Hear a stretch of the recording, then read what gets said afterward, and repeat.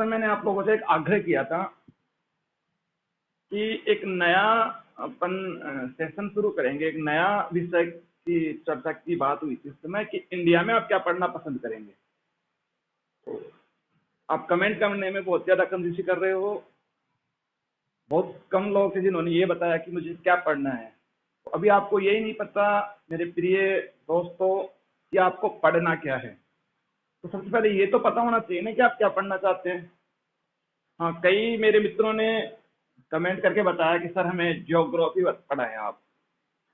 तो ऐसे मित्रों का मैं स्वागत करता हूँ कि जिन्होंने मुझे बताया कि उनको भूगोल पढ़ना है। तो हम भूगोल विषय की आज शुरुआत करेंगे। तो भूगोल जो विषय है मेरे प्रिय मित्रों, ये ऐसा विषय है जो पूरा का पूरा प्रैक्टिकल है। इसमें कुछ भी रटने का नहीं है। इसमें एक एक बिंदु आप समझेंगे तभी आप इसको बढ़िया से समझ पाएंगे। कि जैसे आप इतिहास पढ़ते हैं, राज्य व्यवस्था इतिहास में आप कहानी वगैरह पढ़ लेते, लेकिन यहाँ पे ऐसी कोई कहानियां नहीं आएंगी। तो भूगोल एक बहुत बढ़िया सब्जेक्ट है, प्रैक्टिकल सब्जेक्ट है और ये पूरा का पूरा टेक्नोलॉजी पर आधारित है। अतिशयोक्ति नहीं होगी कि मैं ये कह दूं भूगोल के बारे में कि ये क्या है, फिजिकल साइंस, प्राकृतिक विज्ञान हम इसको कह सकते हैं। पूरा का पूरा फिजिकल ये चीज है। तो सेशन शुरू करने से पहले, आज की क्लास शुरू करने से पहले मैं आपको महान राजनीतिज्ञ जिनका नाम सभी आप जानते हैं, चाणक्य। चाणक्य ने कुछ दो शब्द कहे थे, मैं आपके सामने पेश करना चाहूंगा आज इस चैनल के माध्यम से कि कागज अपनी किस्मत से उड़ता है, कागज अपनी किस्मत से उड़ता है और पतंग अपनी काबिलियत से। ध्यान रखना मेरे दोस्तों, कागज जो होता है वो अपनी किस्मत से उड़ता है और पतंग अपनी काबिलियत से, जिसको किस प्रकार से डिजाइन किया गया उस प्रकार से उड़ता है। तो मेरे दोस्तों आप ध्यान रखना, किस्मत चाहे आपका साथ दे या ना दे, लेकिन काबिलियत आपको जरूर साथ देगी। तो आप किस्मत पे भरोसा ना रखें और काबिलियत पे भरोसा रखें। कई मेरे दोस्त ऐसे कहते हुए नजर आते हैं कि गुरुजी हमारी तो किस्मत खराब है। ऐसा नहीं है। जरूरी नहीं आप नौकरी ही लगे पढ़ के, लेकिन आपके पास इतनी काबिलियत होनी चाहिए कि आप एक सब्जेक्ट का नॉलेज या जिसके बारे में आप अध्ययन कर रहे हो उसका नॉलेज आपको होना चाहिए। मायने नहीं रखता नौकरी लगना या नहीं लगना। तो आप किस्मत को ना खोसे और अपनी काबिलियत पर भरोसा रखें। अगर आप में काबिलियत है तो आप जिस मुकाम के लिए आप तैयारी कर रहे हैं वो आपको जरूर मिलेगा। यू कैन डू इट, मेरे शब्दों में कि आप कर सकते हैं। अगर आप में काबिलियत, तो आप अपनी काबिलियत पे भरोसा रखें और अपनी काबिलियत को ज्यादा ताकत दें। तो धन्यवाद मेरे मित्रों। वैसे मित्रों शब्द से हिंदुस्तान में वैसे पक रहे हैं सभी मित्रों, सुनते मोदी जी का यही शब्द होता है मित्रों। हाँ, तो आज अपन सेशन शुरू करेंगे अभी। तो इंडिया का सब्जेक्ट की बात करें तो आज अपन जिस सब्जेक्ट की चर्चा करेंगे वो अपना विषय होगा भूगोल।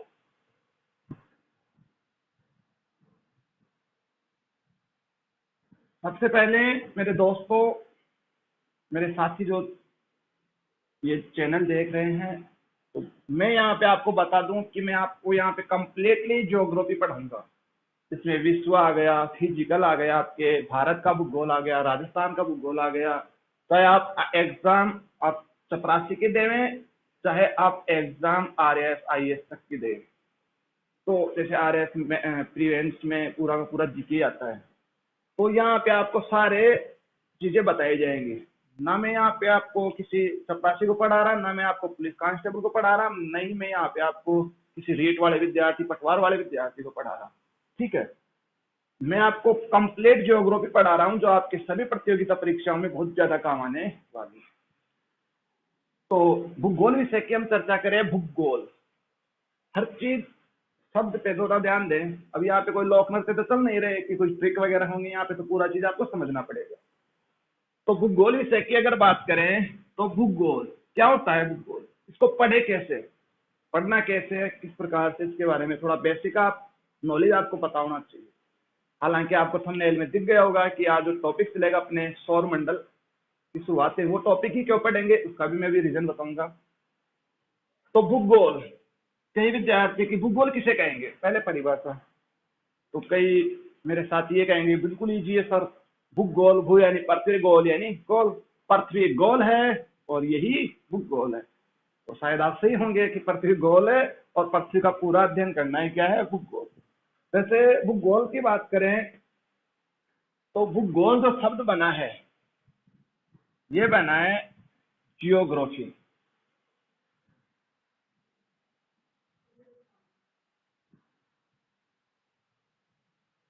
Geography, geography. अब आपके सामने ये शब्द आया है जियोग्राफी। जियोग्राफी शब्द किसने दिया, थोड़ा सा आप नॉलेज भी रखें क्योंकि आप जिस विषय के बारे में आप पढ़ रहे हो थोड़ा सा आपको नॉलेज होना जरूरी है मेरे साथियों। तो जियोग्राफी जो शब्द दिया गया है ये दिया गया है यूनानी भूगोलवेत्ता थे एक, यूनानी, यूनानी भूगोलवेत्ता। और यूनानी भूगोलवेत्ता का नाम है इरेटोस्थनीज। थोड़ा सा ध्यान रख लो, कभी पूछ ले, बेसिकली इतना तो पता होना चाहिए कि भूगोल जो शब्द जो कि ज्योग्राफी से बना है, और ज्योग्राफी जो शब्द है वो किसने दिया था, इरेटोस्थनीज। देखो मेरे समस्त साथियों, ये जो ज्योग्राफी शब्द है ये दो शब्दों से मिलकर बना हुआ है। कितने शब्दों से मिलकर बना हुआ है, दो शब्दों से। एक है जियो प्लस ग्राफी, ये आएगा ग्राफी में, ये ध्यान रखना, जियो प्लस ग्राफी। जियो का अर्थ क्या होता है, सबसे पहले आपको पता होना चाहिए कि जियो क्या है और ग्राफी क्या है। तो जियो का अर्थ होता है पृथ्वी और ग्राफी का अर्थ होता है टू लर्न, अध्ययन करना। इसका मतलब ये हुआ कि ज्योग्राफी का अर्थ जो है वो समग्र रूप से हम ये मान लें कि पृथ्वी का अध्ययन करना, पृथ्वी के बारे में अध्ययन करना, अध्ययन करना, ये क्या कहलाता है, ज्योग्राफी कहलाता है। अब हर चीज जुड़ी हुई है। अब आपको पता है कि भूगोल पढ़ना है जो कि ज्योग्राफी सबसे पढ़ना है, और ज्योग्राफी का क्या होता है, पृथ्वी का अध्ययन। तो आपके सामने एक टॉपिक, एक बात निकल के आ रही है कि अपने को अध्ययन किसका करना है, पृथ्वी का। तो सबसे पहले आपको ये तो पता होना चाहिए कि पृथ्वी क्या है, कहाँ से आई है ये पृथ्वी, कैसे इसका निर्माण हुआ, क्या ये प्रारंभिक अवस्था में ऐसी ही थी जहां जो कि आज है। तो इन सब की चर्चा हम करेंगे। तो पृथ्वी का अध्ययन करना ही क्या कहलाता है, ज्योग्राफी। क्या मेरे मित्रों, चलो, तो ये तो बेसिकली मैंने आपको बताया है। अब देखो, पृथ्वी के बारे में अध्ययन करने से पहले ये कहां से, इसकी उत्पत्ति कैसे हुई, क्या था पहले, ये सारा हम पढ़ेंगे।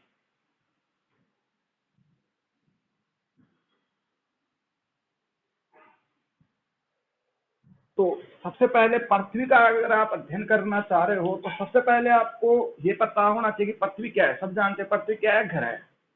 और पृथ्वी सौर मंडल का क्या है, ग्रह है। सौर मंडल क्या है ये नहीं पता। सौर मंडल क्या है, ये सूर्य का क्या है, परिवार है, सौर परिवार, जो कि ब्रह्मांड में स्थित है। ब्रह्मांड क्या है, सबसे पहले एक बात आपके यहाँ निकल के आई है, ब्रह्मांड। तो थोड़ा सा आप समझें आराम से। हो सकता है कि ये टॉपिक आपने नहीं पढ़ा हो पहले, या पढ़ा हो तो किस प्रकार से पढ़ा है मुझे नहीं पता। तो हो सकता है आपको काफी चीजें नई लगे, तो बढ़िया है कि आपको नई चीज, तो शुरू में आपको ऐसा लगेगा कि थोड़ा कम समझ में आए, क्योंकि पहली बार आप पढ़ रहे हो। कई विद्यार्थी जैसे कभी पढ़े ही नहीं तो उनको थोड़ी दिक्कत हो सकती है, बट आराम से कुछ टेक्निकल चीजें हैं जो आपको पढ़नी है यहाँ से। तो सबसे पहले भूगोल में हम पढ़ेंगे ब्रह्मांड।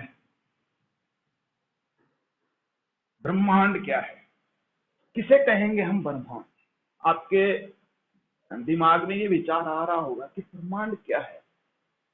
प्रारंभ में इस ब्रह्मांड के बारे में अगर हम थोड़ा सा जानने का प्रयास करें तो मानव को यही पता था कि जो विश्व का जो नक्शा है, मानव के दिमाग में पूरे संसार का जो पूरी एक प्रकार से परिकल्पना है कि ऐसे पूरा संसार है, विश्व का जो मैप है, उसी को प्रारंभ में मानव ने क्या मान लिया, ब्रह्मांड।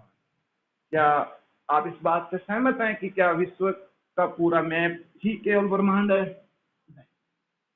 तो इस ब्रह्मांड का कई भूगोलवेताओं ने अध्ययन किया। थोड़ा सा बेसिक चीज आप पढ़ें, क्योंकि हर चीज स्टेप बाय स्टेप है। आपको पृथ्वी तक पहुंचना है तो पृथ्वी से पहले की चीजें आपको पढ़ना क्या है, जरूर। चलो, तो ब्रह्मांड का अध्ययन की बात करें, अध्ययन अलग अलग भूगोलवेताओं ने किया है। इसका अध्ययन किस किस ने किया उसके बारे में हम चर्चा करेंगे। देखो, सबसे पहले, हालांकि थोड़ा सा कंपटीशन में हो सकता है कि यहाँ से क्वेश्चन नहीं बने, बट एक बेस आपका तैयार हो जाएगा। तो सबसे पहले ब्रह्मांड का जो अध्ययन किया गया है सर्वप्रथम 140 ईस्वी में, सबसे पहले ब्रह्मांड के बारे में जो बताने वाले व्यक्ति हैं, अभी वो ब्रह्मांड के बारे में बताएंगे या नहीं बताएंगे वो बात की बात है, लेकिन अध्ययन किया था 140 ईस्वी में और करने वाले हैं क्लॉडियस टोलेमी।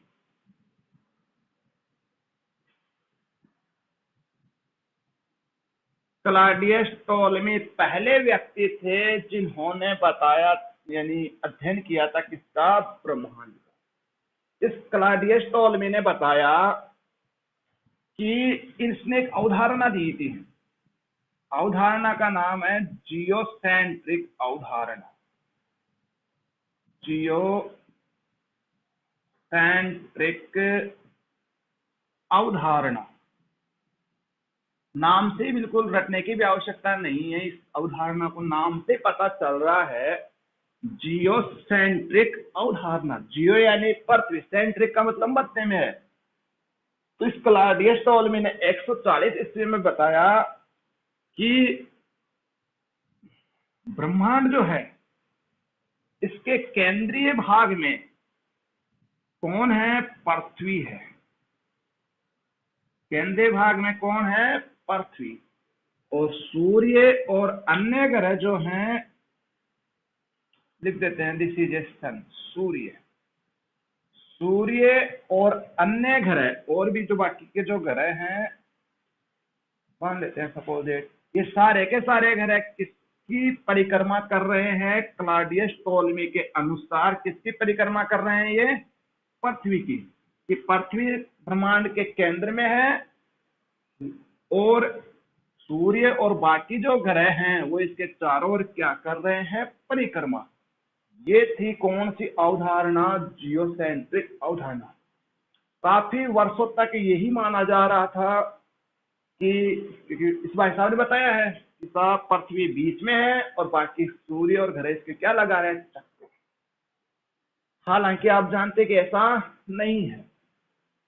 कालांतर में एक भूगोलवेता और आते हैं, इसको मैं रब कर देता हूं।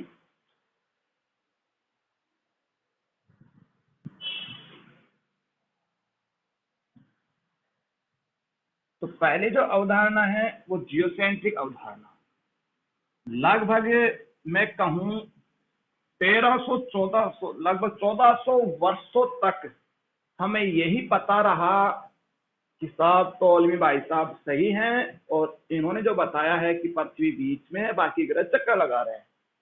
कालांतर में क्या हुआ, बात है इन 1543, 1543, 1543 में एक भूगोलवेता आते हैं। और भूगोलवेता को आप जानते हैं, मैं हिंट दे रहा हूं आपको, अगर आप जानते हैं, ऐसे भूगोलवेता है जिन्होंने पृथ्वी का जो आकार बताया है वो बताया है नारंगी के समान। तो नारंगी के समान बताने वाले यही है। भूगोलवेता का नाम है कोपरनिकस।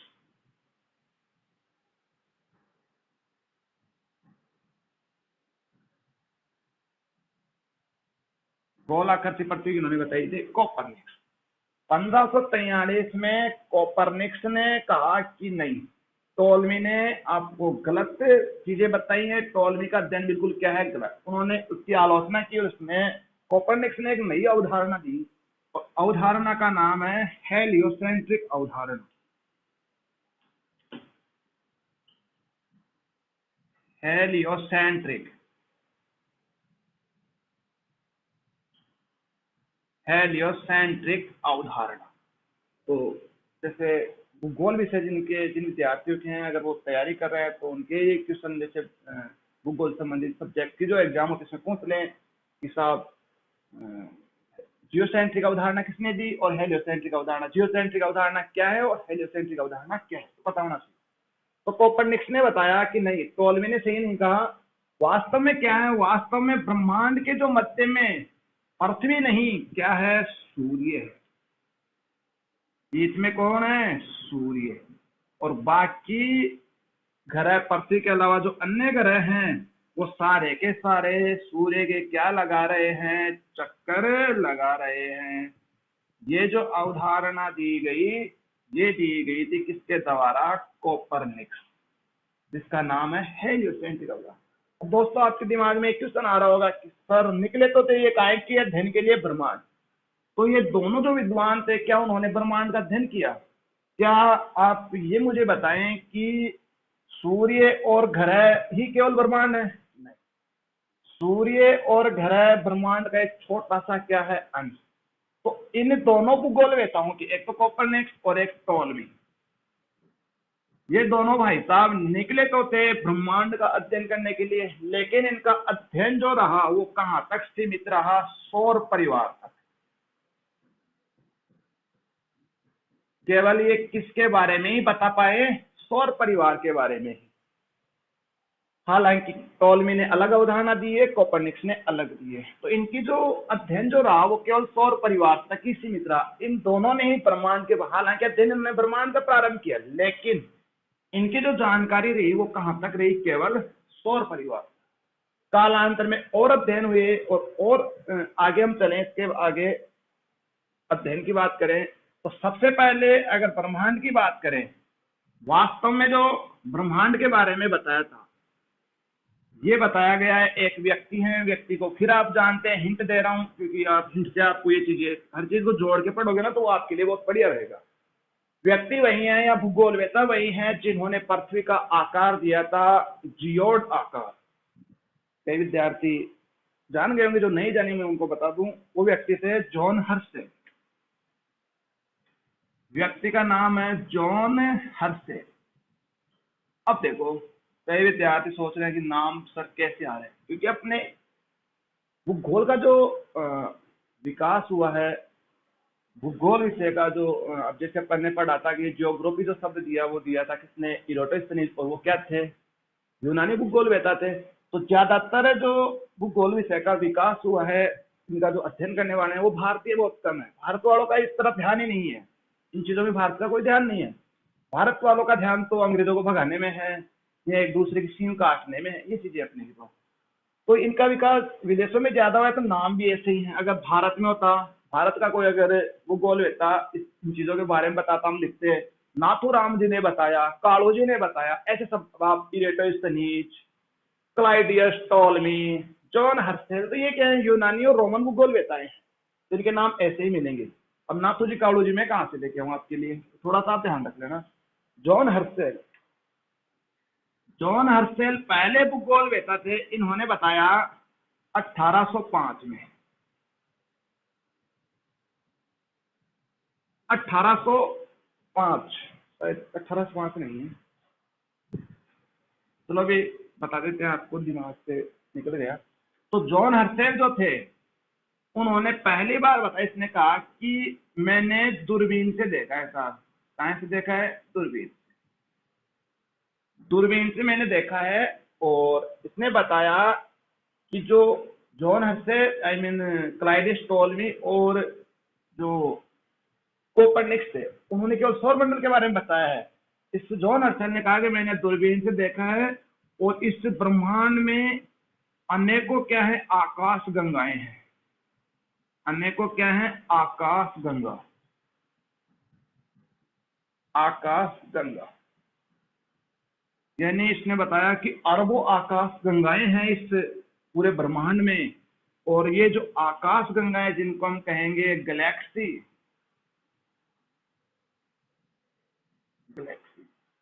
अब ये जो आकाश गंगाएं हैं वो एक आकाश गंगा में असंख्यक असंख्यक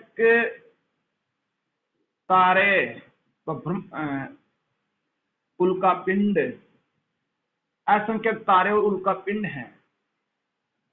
और इन्होंने बताया कि जो जॉन हर्शेल और क्या नाम उनका, क्लाइडिस टॉलमी और आपके कोपर्निकस जो हैं, उन्होंने जो सौर मंडल के बारे में बताया वो तो एक आकाश गंगा का अंश मात्र है।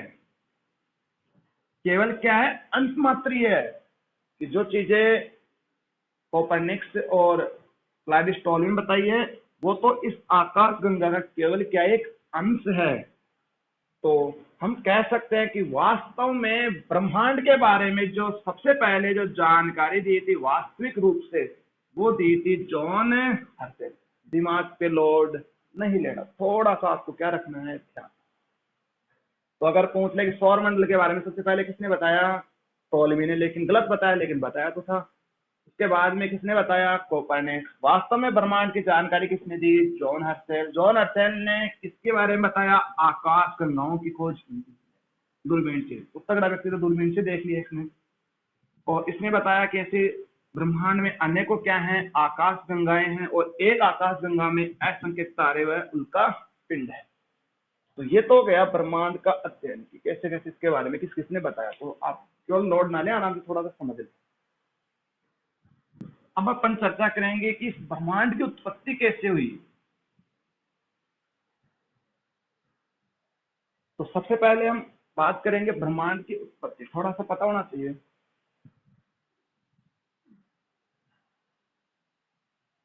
उत्पत्ति, ब्रह्मांड की उत्पत्ति, अलग अलग भूगोलवेताओं ने अलग अलग बात कही है, ठीक है, लेकिन इसका जो सर्वमान्य जो सिद्धांत उसकी आज हम चर्चा करेंगे वो है, हाँ वो मैं आपको बता रहा था, जॉन हर्शेल 1805 में गया, वो सही है। एक भूगोलवेता है जिसका नाम है जॉर्ज लेमेंट। सर्वमान्य जो सिद्धांत दिया गया है ब्रह्मांड की उत्पत्ति का वो दिया है जॉर्ज लेमेंटर ने, और ये दिया है इन 1897, 1897 में। 1897 में जॉर्ज लेमेंटर ने एक सिद्धांत दिया था, और उस सिद्धांत का नाम है big bang theory. Big bang सिद्धांत, बिग यानी बड़ा, बैंग यानी विस्फोट। एक बहुत बड़ा विस्फोट हुआ था जिसको बिग बैंग थ्योरी कहते हैं, जिससे कि इसकी उत्पत्ति हुई थी ब्रह्मांड की। हाँ, ये हिस्टोरिकल डेट 1897। तो मुझे कमेंट बॉक्स में जरूर बताएं कि राजस्थान में ऐसे कौन कौन से घटनाक्रम हुए थे जो 1897 में प्रारंभ हुए थे। कमेंट बॉक्स में मुझे अवश्य बताएं कि 1897 में क्या हुआ था। जोड़ के पढ़े आप डेट्स को तो आपको बहुत अच्छा लगेगा।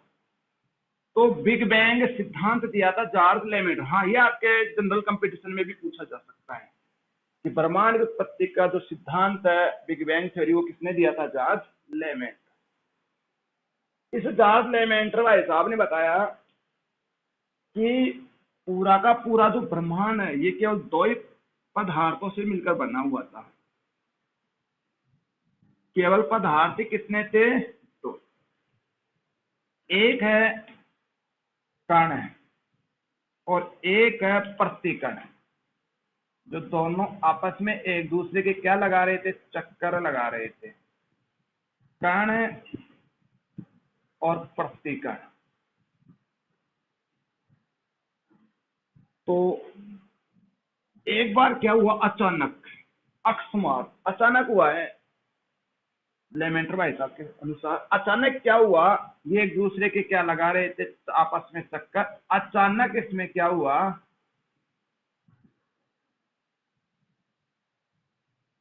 अचानक इन दोनों में आपस में क्या हुआ, एक विस्फोट हुआ, अकस्मात हुआ, विस्फोट हुआ, जिसको इस भाई साहब ने क्या नाम दिया, बिग बैंग। बहुत बड़ा विस्फोट। और इस विस्फोट के कारण ही किसका निर्माण हुआ है? इस विस्फोट के कारण सूर्य बना है, इसी विस्फोट के कारण अन्य ग्रह बने हैं, ग्रह वगैरह बने।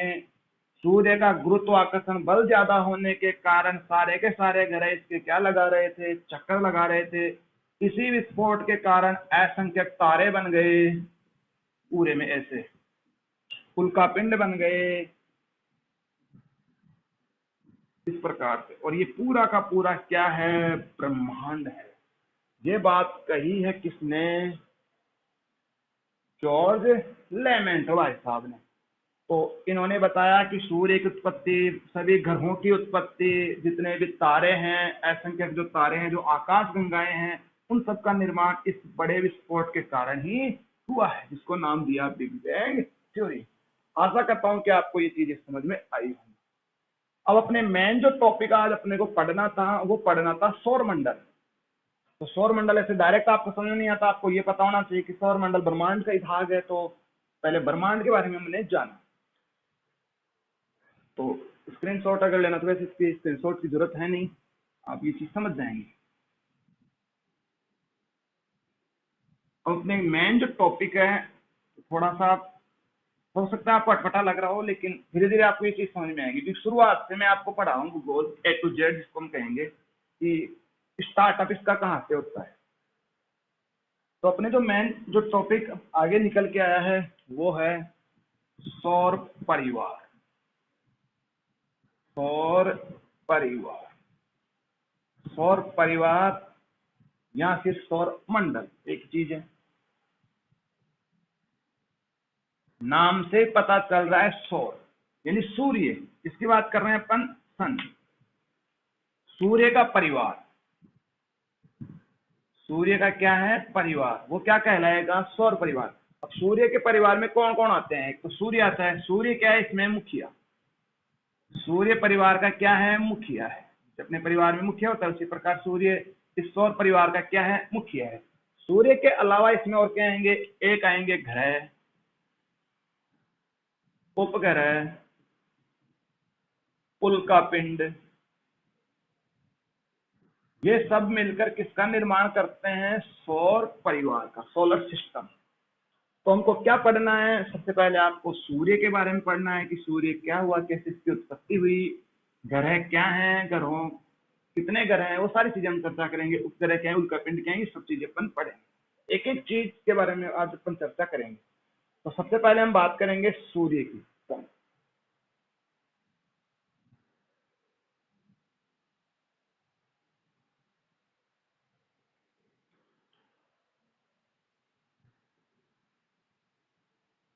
सूर्य, जैसा कि आप सभी जानते हैं कि सूर्य क्या है? एक आग का गोला है। ये तो सब जानते हैं। सूर्य क्या है? आग का गोला। आग का गोला है कौन? सूर्य। ठीक है, बहुत बढ़िया जानते हैं आप। अब ये जो सूर्य है, ये एक प्रकार का क्या है? तारा। एक प्रकार का क्या है? ये भी एक तारा ही है। और आपको पता है कि तारे की परिभाषा क्या है? जो स्वयं के प्रकाश से चमकते हैं, जिनके पास स्वयं का क्या होता है? प्रकाश, उसको हम क्या कहेंगे? तारा कहेंगे। तो सूर्य भी एक तारा है जिसके पास स्वयं का क्या है? प्रकाश है। तो सूर्य से एक चीज आप ध्यान रखना मेरे दोस्तों, बढ़िया क्वेश्चन कंपटीशन में बनेगा, कई बार पूछ भी लिया है कि पृथ्वी, पृथ्वी के सबसे निकटतम तारा कौन सा है? पृथ्वी के सबसे निकटतम तारा, तो बताएं मुझे कि पृथ्वी के सबसे निकटतम तारा कौन सा है? तो वो आपका आंसर क्या होगा? सूर्य। सूर्य पृथ्वी के सबसे निकटतम क्या है? तारा है। अब थोड़ा सा हम सूर्य के बारे में जाने कि सूर्य के पास क्या है? स्वयं का प्रकाश है। अरे सूर्य में ये प्रकाश आया कहां से? बहुत बढ़िया जानने की चीज है, कहां से आया?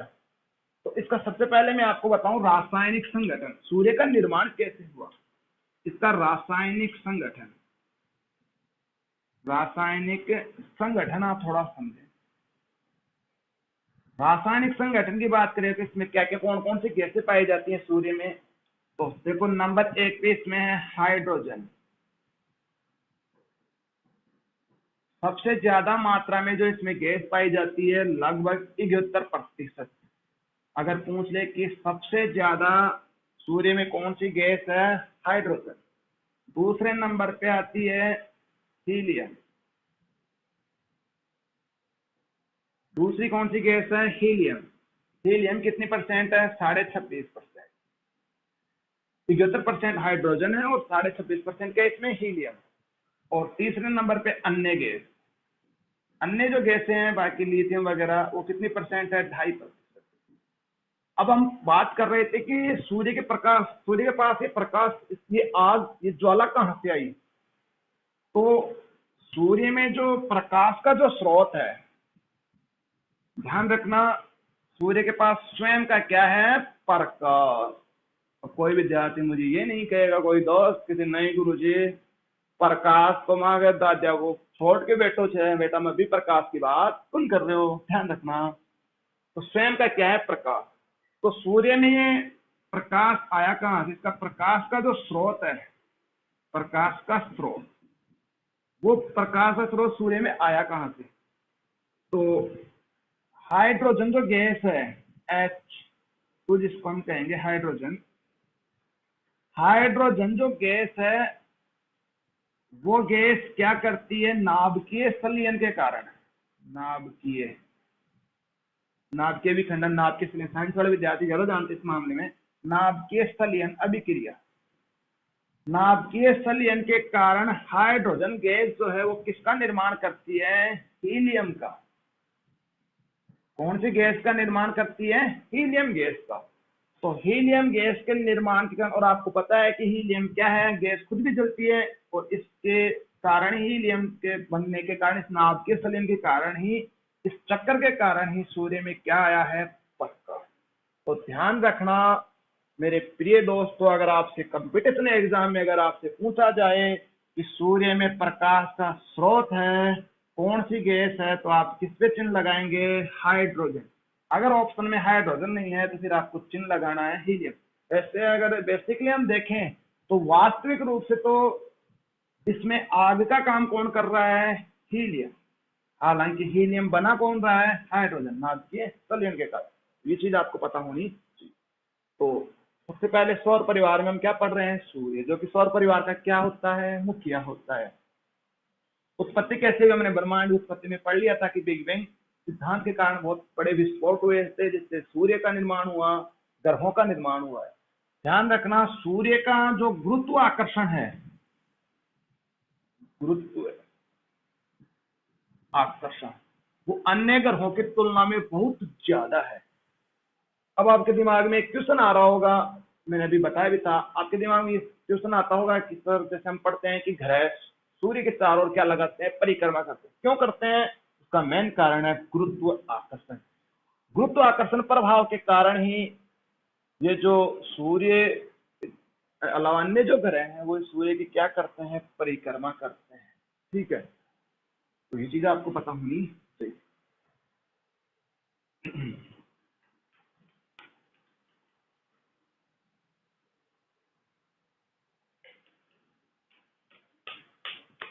बढ़िया बढ़िया चीजें आपको आज पढ़ने को मिलेंगी, शायद आपने नहीं पढ़ी हो सकता है पढ़ी हो, अगर पढ़ी हो तो बहुत बढ़िया, दोबारा पढ़ने को मिल रही है। तो सूर्य आग का गोला है, सबसे ज्यादा गुरुत्वाकर्षण होने के कारण अन्य ग्रह इसकी परिक्रमा करते हैं। स्वयं का इसके पास क्या है, प्रकाश। पृथ्वी का सबसे निकटतम तारा कौन सा है, सूर्य। अगर आपसे मैं ये पूछूं, नेक्स्ट क्लास इसका आंसर दूंगा, आप सर्च करके बताना मुझे, अगर आता है तो कमेंट बॉक्स में जरूर लिख देना कि सूर्य के सबसे निकटतम तारा। दोनों ही क्वेश्चन कॉम्पिटिटिव एग्जाम पूछे जा चुके हैं, आगे भी पूछे जा सकते हैं, ध्यान रखना। रासायनिक संगठन में सबसे ज्यादा कौन सी गैस है मात्रा, हाइड्रोजन। हाइड्रोजन के बाद में हीलियम, हीलियम के बाद में अन्य गैस है। और स्रोत जो आया है वो हाइड्रोजन का, नाभिकीय संलयन के द्वारा हीलियम में परिवर्तन। अभी आगे और चर्चा रखेंगे अभी सूर्य की, और आपको चीजें बताते हैं सूर्य के बारे में। तो अपने जो टॉपिक है वो सूर्य ही है, सोलर सिस्टम, सूर्य। अब इस सूर्य की रासायनिक संरचना पढ़ ली, अपने इसकी फिजिकल भौतिक संरचना की बात करें, इसकी संरचना कैसी है तो आपको पता होना चाहिए संरचना। मान लेते हैं सपोज दैट या आपका मान लेते हैं सूर्य। देखो सूर्य का जो सबसे बाह्य भाग है ये वाला भाग,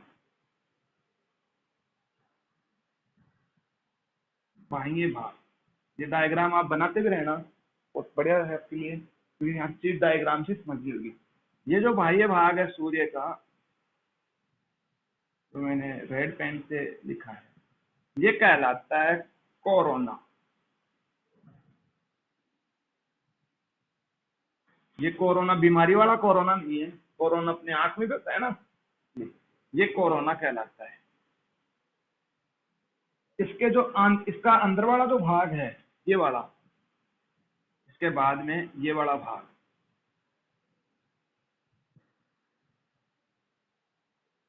ये कहलाता है फोटोस्फेयर। पहले क्रोमोस्फेयर,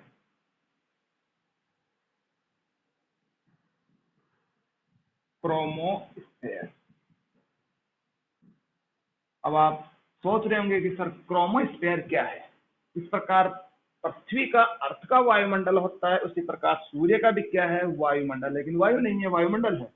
और सूर्य के वायुमंडल को हम क्या कहेंगे, क्रोमोस्फेयर। इसके बाद में आता है आपका प्रकाश मंडल, फोटोन जिसको हम कहेंगे। यह आपका हो गया फोटोन। तीन चीजें आपको पता होनी चाहिए, फोटोन, सॉरी प्रकाश मंडल लिख देता हूं हिंदी में ही, प्रकाश मंडल। तो सबसे भारी भाग जो कहलाता है वो क्या कहलाता है, कोरोना। उसके बाद में क्या है, क्रोमोस्फेयर। क्रोमोस्फेयर क्या है, सूर्य का क्या है, वायुमंडल है। आराम से समझते जाए, बिल्कुल इजी वे में, थोड़ा सा अटपटा लगेगा शुरू में, ये सारी चीजें समझ में आएंगी आपको एक साथ। प्रकाश मंडल, फोटोस्फेयर जिसको कहेंगे, फोटोस्फेयर। प्रकाश मंडल को क्या कहेंगे, फोटोस्फेयर। तो क्रोमोस्फेयर, फोटोस्फेयर और कोरोना। अब देखो बात करें सूर्य का टेम्परेचर। देखो फोटोस्फेयर का जो टेम्परेचर है, कोरोना का लगभग, फोटोस्फेयर की बात करते हैं सबसे पहले। तो फोटोस्फेयर का जो टेम्परेचर है वो है लगभग 6000 डिग्री सेल्सियस। फोटोस्फेयर का जो तापमान है वो कितना है, 6000 डिग्री सेल्सियस। ठीक है। और पृथ्वी का जो केंद्रीय भाग है, केंद्रीय भाग का जो टेम्परेचर है, तापमान है, वो है लगभग 1.5 करोड़ डिग्री सेल्सियस। अब आप देखो कि अपन 40-45 डिग्री में अपने हालात क्या हो जाते हैं, और यहाँ पे जो टेम्परेचर वो कितना है, 6000 डिग्री सेल्सियस। देखो यहाँ से कंपटीशन एग्जाम में क्वेश्चन क्या बनते हैं, अपन क्वेश्चनों की ज्यादा चर्चा करेंगे यहाँ पे। तो आपसे अगर कंपटीशन एग्जाम में कभी पूछ ले कि सूर्य का वह भाग जो हमें पृथ्वी से दिखाई देता है, तो आप क्या कहेंगे, उस वो भाग कौन सा है, प्रकाश मंडल या फोटोस्फेयर। तो इधर लिख देता हूं मैं आपके सुविधा के लिए, पृथ्वी से दिखाई देने वाला, पृथ्वी से दिखाई देने वाला सूर्य का वह भाग जो हमें दिखाई देता है वो क्या कहलाता है, प्रकाश मंडल या फोटोस्फेयर। आपने एक शब्द सुना होगा, सौर कलंक, सुना है क्या आपने। अब इसकी चर्चा करेंगे आगे। सौर कलंक क्या है, ये सौर कलंक, इसकी भी चर्चा करेंगे। सौर ज्वाला भी इसको कहते हैं। सौर कलंक क्या है, इसकी हम चर्चा करेंगे। ये सौर कलंक भी है, वो कहाँ पे आपको नजर आएगा, फोटोस्फेयर में। यानी काले काले धब्बे पड़ जाते हैं सूर्य में, इन काले काले धब्बों को हम क्या कहते हैं? सौर कलंक। क्यों पड़ते हैं, इसका रीजन और क्या इनसे इफेक्ट होता है, ये अपन चर्चा करेंगे। क्रोमोस्फेयर जो कि सूर्य का क्या है? वायुमंडल। कोरोना, यहां से बड़ी क्वेश्चन बनता है। कोरोना, ध्यान रखना, ये भाग अपने को सूर्य का जनरली दिखाई नहीं देता, यह में केवल दिखाई देता है युति के समय। एक शब्द मैंने लिखा है युति, भूगोल की भाषा में हम युति, क्यों ज्यादातर जो टर्मिनोलॉजी है वो ज्योग्राफिकल आप पढ़े। युति जिसको हम कहेंगे सूर्य ग्रहण। सूर्य ग्रहण, सूर्य का वह भाग जो हमें केवल सूर्य ग्रहण के समय दिखाई दे, वो क्या कहलाता है? कोरोना। और इस कोरोना से जब सूर्य ग्रहण होता है तो यहाँ से क्या होता है? एक रिंग के समान अपने को एक झिल्ली से आपको दिखाई देती है, रिंग के, डायमंड रिंग जिसको हम कहेंगे, रिंग के समान। और यहाँ से क्या होते हैं कि हानिकारक किरणें निकलती हैं। इसी कारण आप जनरली आप देखते हैं कि सूर्य ग्रहण के समय आपके जो बड़े बुजुर्ग घर वाले जो हैं वो ये कहते हैं, नजर आ जाते हैं कि बेटा सूर्य को आप नग्न आंखों से ना देखें। क्यों नहीं देखें?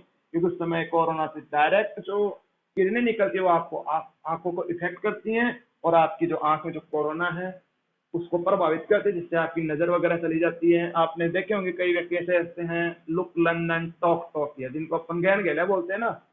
एक चीज और सुनते हैं आप पे कि गर्भवती महिलाएं हैं ना, उनको भी सूर्य ग्रहण के समय बाहर निकलने नहीं दिया जाता। क्यों नहीं निकलने दिया जाता? क्योंकि वो किरणें सीधे उसके गर्भ पर क्या करती हैं? इफेक्ट डालती हैं, जिससे होने वाली जो संतान है वो कैसी हो जाएगी? Look London and talk Tokyo. तो ये ध्यान रखना। तो ये आपको संरचना पता होनी चाहिए कि सूर्य की संरचना, कि कोरोना क्या है, कब दिखाई देता है, थोड़ा सा आप ध्यान रखिए। क्रोमोस्फेयर क्या है, प्रकाश मंडल या फोटोस्फेयर क्या है, और इसका टेम्परेचर कितना है, केंद्रीय भाग का तापमान कितना है, ये चीजें आपको पता होनी चाहिए। ठीक है, अगर कोई स्क्रीनशॉट लेना चाहे तो ले सकते हैं आराम से।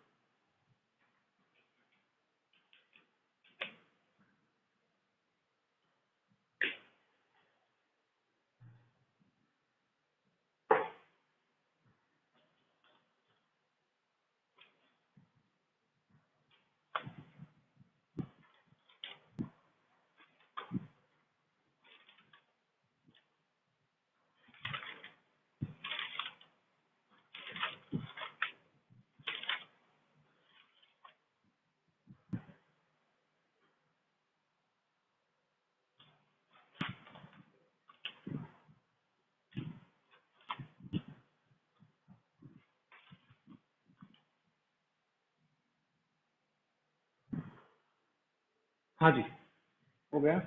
चलो इसको रब कर देते हैं। तो एक शब्द आपके सामने आया है, सौर कलंक। पूरा पढ़े आप आराम से। सौर कलंक, सौर कलंक, या इसको हम कहें सन स्पॉट। क्या है ये सौर कलंक या सन स्पॉट? कॉम्पिटिटिव एग्जाम्स में यहाँ से क्वेश्चन बनता है, 100% बनेगा, तो आप इसके बारे में समझे। जैसा कि अभी हमने पढ़ा कि ये सूर्य है और ये इसका क्या हो गया? फोटोस्फेयर मान लेते हैं, ये प्रकाश मंडल या फोटोस्फेयर। फोटोस्फेयर, फोटोस्फेयर, फोटोस्फेयर का टेम्परेचर मैंने आपको बताया ना, 6000 डिग्री सेल्सियस, ये बताया। ठीक है, अब क्या होता है, प्रत्येक 11 वर्ष में ये जो काम होता है, ये 11 वर्ष के अंतराल में होता है। प्रत्येक 11 वर्ष में क्या होता है कि फोटोस्फेयर में ब्लैक ब्लैक क्या बन जाते हैं? धब्बे बन जाते हैं।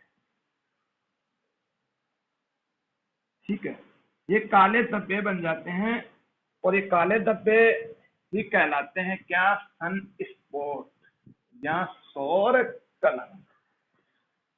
कोई बड़ी एग्जाम्स की तैयारी कर रहा है तो उसके लिए मैं एक क्वेश्चन आपको यहाँ से दे रहा हूँ कि सौर कलंक के समय या सन स्पॉट के समय सूर्य के टेम्परेचर में क्या किस प्रकार का प्रभाव देखने को मिलता है। हालांकि ये जो सन स्पॉट होते हैं, इनका जो टेम्परेचर रहता है वो रहता है लगभग 1500 डिग्री सेंटीग्रेड। कितना रहता है इनका टेम्परेचर? 1500 degree centigrade. तो सन स्पॉट क्या होंगे, सूर्य से क्या होते हैं, रिलीज होते हैं, सूर्य से दूर जाते हैं, सूर्य के जो वायुमंडल है उसके गुरुत्वाकर्षण से दूर चले जाते हैं। तो मेरा क्वेश्चन ये है कि सौर कलंक के समय सूर्य का टेम्परेचर जो कि फोटोस्फीयर का 6000 डिग्री सेल्सियस, जिसमें से 1500 डिग्री सेल्सियस का है, सन स्पॉट का है, इस समय सूर्य के टेम्परेचर में क्या प्रभाव देखने को मिलेगा। सूर्य का टेम्परेचर 1500 डिग्री सेंटीग्रेड बढ़ेगा या घटेगा, वो आपको बताना है, या कितना डिग्री रहेगा। तो ध्यान रखना, सौर कलंक के समय सन स्पॉट का जो टेम्परेचर है वो कितना रह जाता है, 4500 डिग्री सेंटीग्रेड। अब आप मुझे कहोगे कि क्यों, ऐसा क्यों गुरुजी। ऐसा इसलिए क्योंकि ये सन स्पॉट है जिनका टेम्परेचर मैंने आपको बताया 1500 डिग्री सेंटीग्रेड। तो 1500 डिग्री सेंटीग्रेड जो टेम्परेचर के ये जो सन स्पॉट्स हैं, ये सूर्य से क्या होंगे, रिलीज हो रहे हैं, ये दूर जा रहे हैं। अब दूर जा रहे हैं तो 1500 डिग्री सेंटीग्रेड तापमान क्या हो रहा है, यहाँ पे कम हो रहा है। कम होने के कारण जो फोटोस्फीयर का टेम्परेचर 6000 डिग्री सेंटीग्रेड था, कितना रह गया, 4500 डिग्री सेंटीग्रेड। अब क्या होता है कि ये जो सन स्पॉट्स हैं ये क्या करते हैं,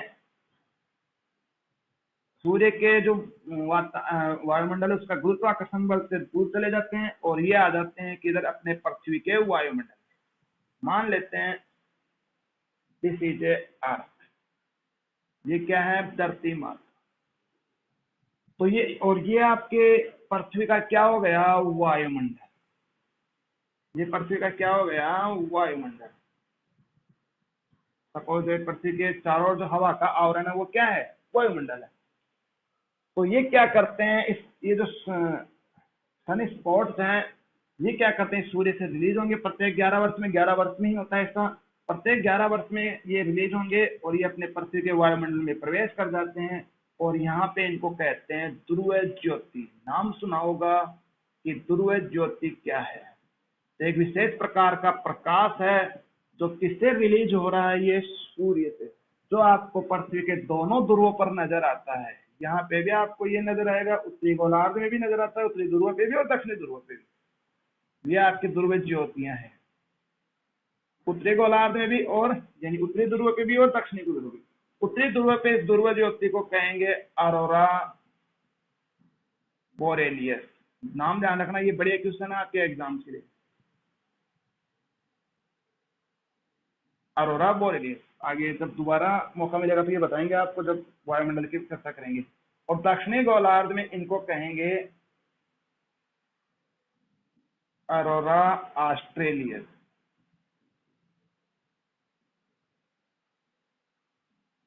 अरोरा बोरेलियस और अरोरा ऑस्ट्रेलियस। उत्तरी ध्रुव पे अरोरा बोरेलियस, दक्षिणी ध्रुव पे अरोरा ऑस्ट्रेलियस। कई विद्यार्थी कंफ्यूज हो जाते हैं कि जैसे आ जाए कि उत्तरी ध्रुव पर ध्रुव ज्योति को किस नाम से जानते हैं, दोनों ऑप्शन आएंगे तो फिर कंफ्यूज क्या, और बोरेलियस था या ऑस्ट्रेलियस। ऐसे याद रखना, दक्षिणी गोलार्ध में ऑस्ट्रेलिया है ना, तो ऑस्ट्रेलियस दक्षिण में है और बोरेलियस ऊपर है। वैसे ये जो आपको ध्रुव ज्योति वायुमंडल में जो नजर आती है, पृथ्वी के वायुमंडल में आपको ये नजर आएंगी आपके आयन मंडल में। जब सौर वायुमंडल की चर्चा करेंगे तो उस समय बताएंगे आपको, आयन मंडल पढ़ाएंगे। आयन मंडल में आपको नजर आएंगी क्या, ध्रुव ज्योति। अब आपके लिए दूसरा क्वेश्चन और बनता है, जैसा कि आपने देखा कि सूर्य का टेम्परेचर में तो क्या ये कमी है, ये गिरावट, लेकिन सौर कलंक के समय आप मुझे ये बता दें कि पृथ्वी का तापमान में भी क्या प्रभाव पड़ेगा या नहीं। बिल्कुल आप बताएं मुझे। तो बिल्कुल मैं आपको बता देता हूँ कि जब ये रिलीज हो रही है, यहाँ से तो रिलीज हो रही थी, यहाँ तो टेम्परेचर कम हो रहा है, लेकिन ये जैसे ही पृथ्वी के वायुमंडल में प्रवेश करती है तो पृथ्वी पर इन टेम्परेचर में क्या कर देती है, वृद्धि। यहाँ पे पृथ्वी का टेम्परेचर क्या होता है, बढ़ जाता है। तो ध्यान रखना, बढ़िया क्वेश्चन कभी बनेगा तो ये बनेगा। हर चीज समझने की है, यहाँ पे एक एक बिंदु की आप चर्चा करेंगे, यहाँ पे बिल्कुल स्टेप बाय स्टेप। और आराम से इस वीडियो को एक दो बार जरूर देखना, जिससे आपको वापस, क्योंकि कई विद्यार्थी नए हैं जो ये चीजें नहीं पढ़ते और कई गुरुजी हमको इन चीजों से दूर भी रखते हैं, तो आपको एक एक चीज समझाई जाएगी आराम से। तो वैसे ये साइंस का टॉपिक है, तो साइंस आपको वैसे पता है, कई विद्यार्थी मेरे जैसे बोले हैं आर्ट्स वाले हैं, उनको ये चीज कम समझ में आती है। कोई नहीं, आराम से बिल्कुल धीरे धीरे स्लोली करेंगे। तो क्वेश्चन क्या बनेगा कि सौर कलंक के समय पृथ्वी व सूर्य के टेम्परेचर में क्या परिवर्तन देखने को मिलता है? पृथ्वी का टेम्परेचर घटता है, सूर्य का बढ़ता है, सूर्य का बढ़ता है या सूर्य का घटता है या पृथ्वी का बढ़ता है? तो सबको पता चल गया कि सूर्य के टेम्परेचर में जो फोटोस्फीयर उसके टेम्परेचर में कमी आएगी और पृथ्वी के टेम्परेचर में वृद्धि होगी। तो आशा करते हैं कि आपको ये जो सौर कलंक का जो टॉपिक है आपको अच्छी तरह से समझ में आया होगा। सौर कलंक को ही यहाँ पे क्या कहते हैं? ध्रुव ज्योति कहते हैं, जो कहाँ दिखती हैं? आयन मंडल में दिखती हैं और दोनों ध्रुवों पे दिखती हैं। कौन कौन से ध्रुवों पे दिखती हैं? उत्तरी ध्रुव पर भी दिखती हैं और दक्षिणी ध्रुव पर भी। चलो, आशा करते हैं आपको समझ में आया होगा। स्क्रीनशॉट लेना चाहे तो आप ले सकते हैं, बाध्य नहीं।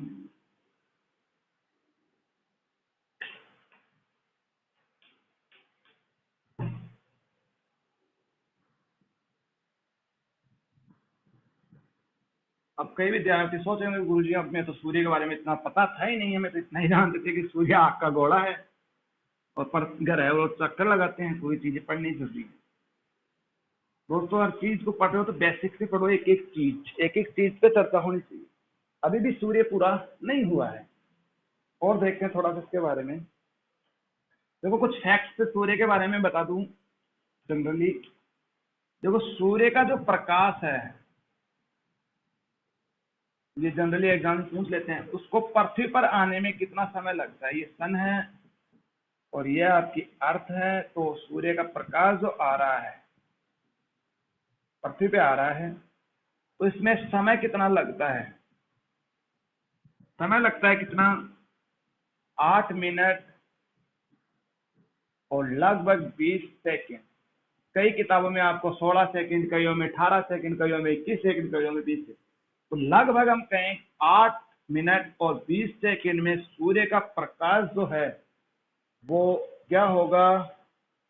पृथ्वी पर प्रवेश कर जाता है।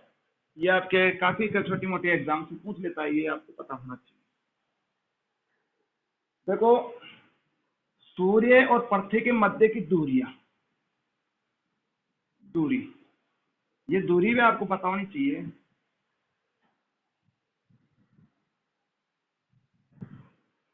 देखो दूरी की बात करें, थोड़ा सा मैं आपको डायग्राम से बता दूं। मान लेते हैं ये आपका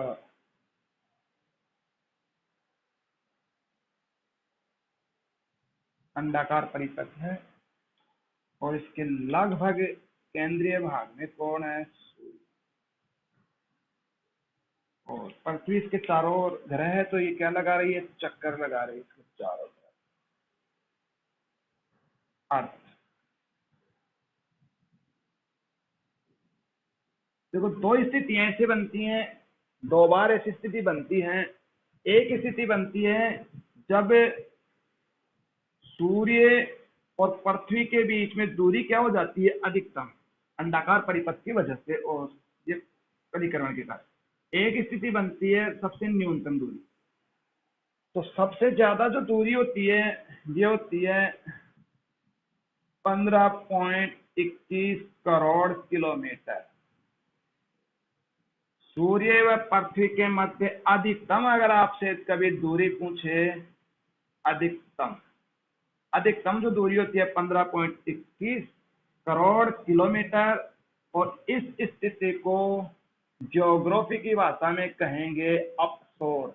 बहुत बढ़िया क्वेश्चन है। यहाँ से सेकंड ग्रेड फर्स्ट ग्रेड व्याख्याता में भी यहाँ से 2016 18 में लगी थी, उसमें यहाँ से क्वेश्चन पूछा था, 2016 वाले में भी पूछा था। अपसोर की स्थिति क्या होती है? अप यानी क्या होता है? दूर। जब सूर्य और पृथ्वी के मध्य दूरी सबसे ज्यादा हो, ऐसी स्थिति को अपसोर कहते हैं। और ये स्थिति बनती है जो आपके व्याख्याता परीक्षा में आज क्वेश्चन पूछा था 4 जुलाई को। 4 जुलाई को क्या कौन सी स्थिति बनती है? अपसोर।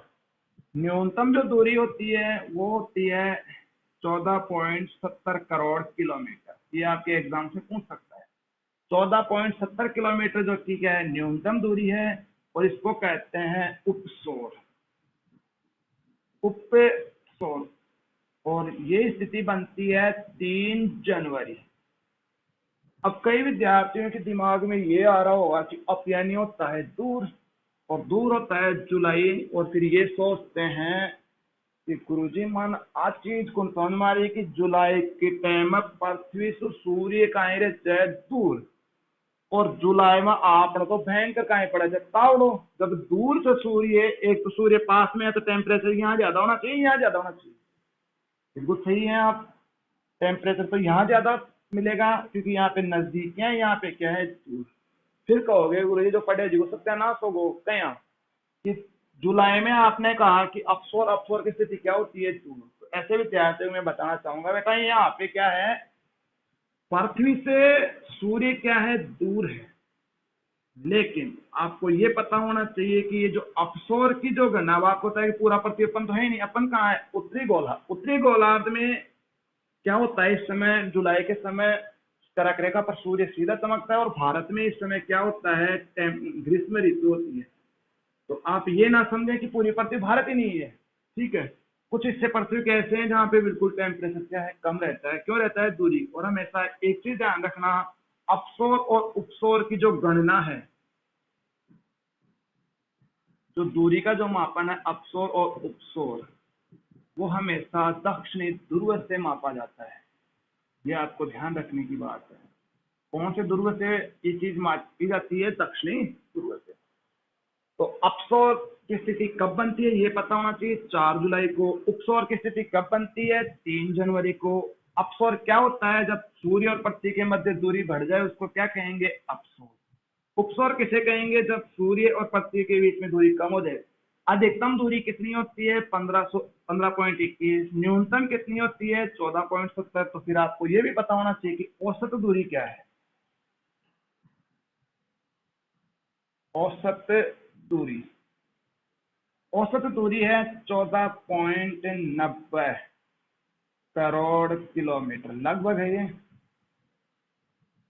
तो ज्यादा फर्क नहीं है, 14.90 से ज्यादा कितनी हो सकती है, 15.21। और 14.90 से कम कितनी हो सकती है, 14.70। कम की स्थिति उपसौर, ज्यादा की स्थिति अपसौर, और औसत दूरी है 14.90 करोड़ किलोमीटर। तो साथियों, जो मैंने आज सूर्य के बारे में आपको जो चीजें बताई, जो सबसे इंपॉर्टेंट जो इसमें है, इसका एक रासायनिक संगठन आपको पता होना चाहिए, इसका भौतिक संरचना आपको पता होनी चाहिए, साथ ही आपको सौर कलंक के बारे में आपको पता होना चाहिए कि क्या है ये सौर कलंक। तो मुझे कमेंट बॉक्स में अवश्य लिख के बताएं कि ये आपको टॉपिक कैसा लगा। अभी ये शुरुआत है, अभी फिल्म का नामकरण हो रहा है, अभी ट्रेलर आना बाकी है। तो नेक्स्ट क्लास में ट्रेलर आपको दिखाएंगे कि ग्रह की उत्पत्ति कैसे हुई, कौन से ग्रह क्या हैं, उनके बारे में अपन चर्चा करेंगे। उनकी दूरी से संबंधित क्वेश्चन आ जाते हैं, वो सारी चीजें अपन नेक्स्ट क्लास में करेंगे। अपसौर उपसौर के बारे में मैंने आपको बताया। तो आशा करते हैं कि आपको ये वीडियो बहुत अच्छा लगा होगा। तो मुझे कमेंट करके अवश्य बताएं, और चैनल को आप ज्यादा से ज्यादा सब्सक्राइब करवाएं ताकि हम आपसे लाइव रूबरू हो सकें शीघ्र। धन्यवाद मित्रों।